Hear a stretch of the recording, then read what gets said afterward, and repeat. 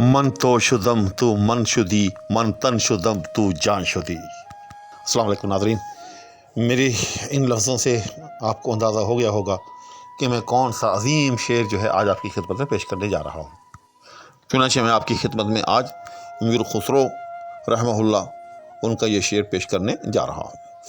امیر خسرو رحمہ اللہ کی ذات، ان کی ہستی اتنی وسیع و عریض ہستی ہے، اتنی بڑی ہستی ہے کہ ان پر تو ایک پوری ویڈیو جو ہے ان کے حالات زندگی کے بارے میں ہونی چاہیے، اور انشاءاللہ میں پیش بھی کروں گا۔ لیکن سر دست آپ اتنا مختصر طور پر جان لیں کہ خواجہ نظام الدین اولیاء رحمہ اللہ یہ ان کے مرید تھے، اور مرید اور مرشد دونوں کو آپس میں ایک دوسرے سے عشق کے درجے کا جو ہے وہ تعلق تھا۔ حتیٰ کہ خواجہ نظام الدین اولیاء رحمہ اللہ کے بارے میں یہ منقول ہے کہ وہ فرماتے تھے کہ اگر یہ جائز ہوتا تو میں یہ وصیت کرتا کہ امیر خسرو کو میرے ساتھ میری قبر میں میرے پہلو میں دفنایا جائے۔ اور یہ بھی میں نے پڑھا ہے کہ ان سے منقول ہے کہ انہوں نے یہ وصیت بھی کی کہ امیر خسرو کبھی میری قبر پر حاضر نہ ہو، ورنہ بے تاب ہو کر میرا جسم جو ہے وہ باہر آ جائے گا۔ تو یہ جو شعر ہے اس کے بارے میں بھی یہی منقول ہے کہ یہ امیر خسرو نے اپنے شیخ، اپنے مرشد خواجہ نظام الدین اولیاء کے بارے میں فرمایا۔ تو آئیں اس کو پڑھتے ہیں، سنتے ہیں، اس کو سمجھتے ہیں۔ تو فرمایا کہ من تو شدم تو من شدی، من تن شدم تو جان شدی، تا کس نہ گوید بعد ازیں، من دیگرم تو دیگری۔ بہت ہی خوبصورت ہے، جتنی بھی اس کی تعریف کی جائے اتنی کم ہے۔ آئیں اب اس کو سمجھتے ہیں۔ پہلے اس کی فارسی کو سمجھ لیتے ہیں۔ من فارسی میں یاد رکھیے گا کہتے ہیں میں کو۔ انگریزی میں جیسے آئی ہوتا ہے، عربی میں جیسے انا ہوتا ہے، اردو میں جیسے میں ہوتا ہے، اسی طرح سے فارسی میں من ہوتا ہے۔ من تو شدم، تو اسی طرح سے جس طرح سے ہم تو یا تو ہمارے ہاں ایک اور بھی صلے کے طور پر بھی استعمال ہوتا ہے، جیسے میں تو ایسا ہوں، یہ وہ تو نہیں، یہ تو کے معنی میں کہہ لیں آپ اس کو، یعنی جس طرح انگریزی میں یو ہوتا ہے۔ من تو شدم کہ میں تو ہو گیا، من تو شدم تو من شدی، اور تو جو ہے وہ میں ہو گیا، یعنی میری ذات جو ہے وہ تیری ذات میں تحلیل ہو گئی یا تبدیل ہو گئی، اور تیری ذات جو ہے وہ میری ذات میں تبدیل یا تحلیل ہو گئی۔ من تن شدم تو جان شدی، میں جسم بن گیا ہوں، اور اے شیخ تو جان شدی، تو میرے لیے اس جسم میں بمنزلہ جان کے ہے، یعنی اب اے شیخ میری زندگی کا دار و مدار تجھ پر ہے۔ میں ایک جسم ہوں اور تو میری جان ہے، میری روح ہے۔ آگے فرمایا کہ تا کس نہ گوید بعد ازیں، یعنی اب جب کہ ایک ایسا اتصال دیکھنے میں آ رہا ہے کہ ایک بت ہے، ایک جسم ہے، اور جو جسم ظاہری ہے وہ میں ہوں، اور اس جسم ظاہری کے اندر جو روح ہے، جو جان ہے، وہ آپ ہیں، تو اس کا نتیجہ کیا نکلے گا؟ تا کس نہ گوید بعد ازیں، تاکہ اس کے بعد کوئی یہ نہ کہہ سکے، تاکہ کس کوئی نہ گوید نہ کہہ سکے، بعد ازیں اس کے بعد، من دیگرم کہ میں کوئی اور ہوں، میں دیگر ہوں، تو دیگری، اور تو کوئی اور ہے۔ یعنی ہم بالکل جیسے وہ کہتے ہیں کہ یک جان دو قالب، ہماری اس وقت یہ کیفیت ہے۔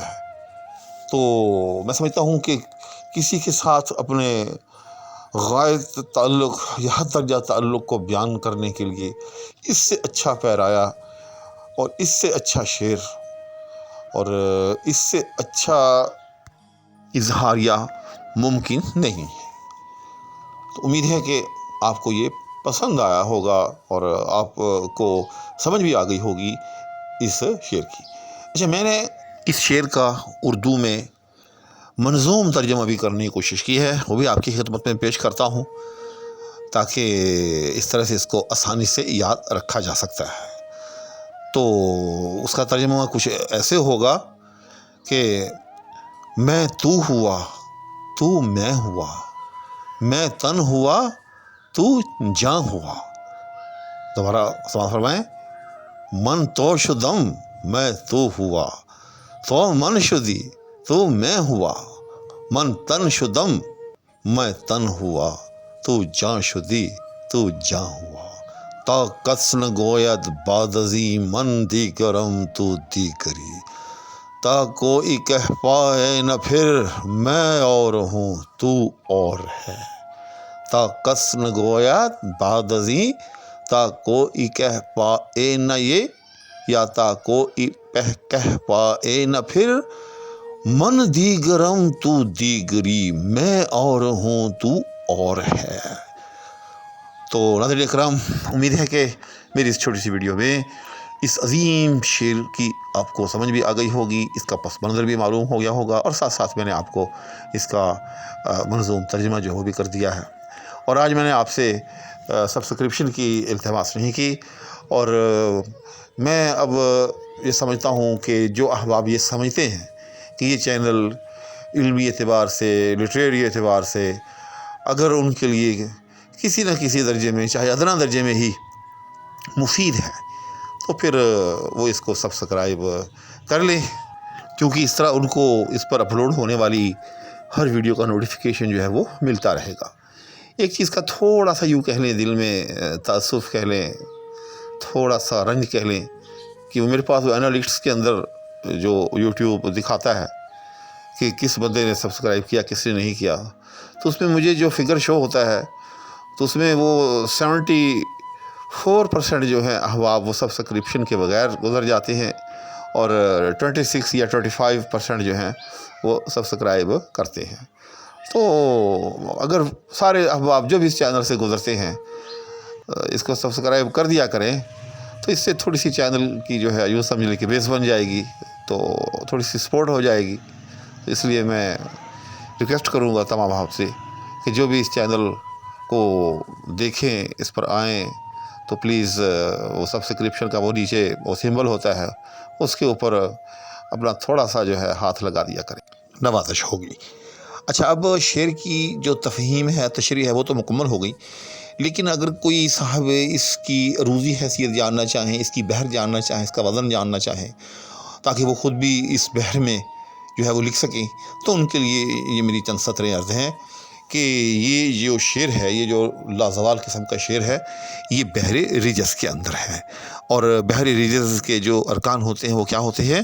مستفعل مستفعل مستفعل مستفعل۔ تو یہ بھی 4 مرتبہ مستفعل جو ہے وہ پہلی لائن میں ہے، اور 4 مرتبہ یہ دوسری لائن کے اندر ہے۔ میں آپ کو ساتھ میں ملا کر پڑھ کے دکھا دیتا ہوں، جیسے من تو شدم مستفعل تو من شدی مستفعل، من تن شدم مستفعل تو جاں شدی مستفعل، تا کس نہ گو، دوسرا مصرع ہے، تا کس نہ گو مستفعل ید بعد ازیں مستفعل، من دیگرم مستفعل تو دیگری مستفعل۔ اور اسی بحر میں ایک بڑا معروف کتابی ہے، تو آپ اس کو بھی ساتھ میں ملا سکتے ہیں کہ کل 14ویں کا چاند تھا، شب بھر رہا چرچا تیرا، مستفعل مستفعل مستفعل مستفعل، کچھ نے کہا یہ چاند ہے، کچھ نے کہا چہرہ تیرا، مستفعل مستفعل مستفعل مستفعل، ہم بھی وہیں موجود تھے، ہم سے بھی وہ پوچھا کیے، مستفعل مستفعل مستفعل مستفعل، ہم ہنس دیے ہم چپ رہے، منظور تھا پرتا تیرا، مستفعل مستفعل مستفعل مستفعل۔ اور اگر آپ ان دونوں اشعار کو آپس میں ملا کر پڑھیں تو آپ کو اندازہ ہو جائے گا کہ یہ دونوں واقعی جو ہیں وہ بحر رجز میں ہیں اور ایک ہی بحر میں ہیں۔ جیسے من تو شدم تو من شدی، من تن شدم تو جاں شدی، کل 14ویں کا چاند تھا، شب بھر رہا چرچا تیرا۔ تو دیکھا آپ نے، چلے ایک مصرع پڑھ لیتے ہیں ایک مثال کے لیے، تو دیکھا آپ نے کہ دونوں مصرعے جو ہیں کس طرح سے جو ہیں آپس میں ہم وزن ہیں۔ اور کس طرح سے جو ہے ایک ہی ردھم کے اندر جو ہے پڑے جا رہے ہیں۔ تو امید ہے کہ اس سے بھی آپ کو جو ہے ایک گنا مدد ملے گی اگر آپ بھی اس خوبصورت بحر میں کچھ لکھنا چاہیں۔ اسی کے ساتھ اور دعاؤں کی درخواست کے ہمراہ خاکسار آپ سے اجازت چاہے گا۔ اللہ حافظ۔